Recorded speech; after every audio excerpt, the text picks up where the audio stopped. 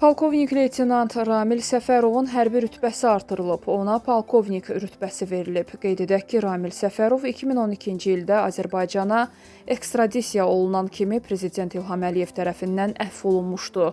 Eyni zamanda o, mayor rütbəsi ilə təltif edilmişdi.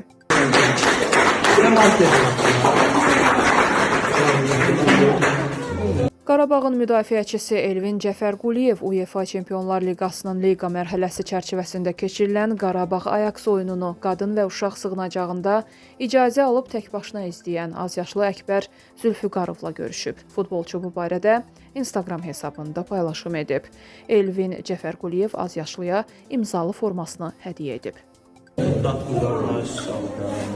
Əzmdən kömək elədim. Güvəlim bir-bir.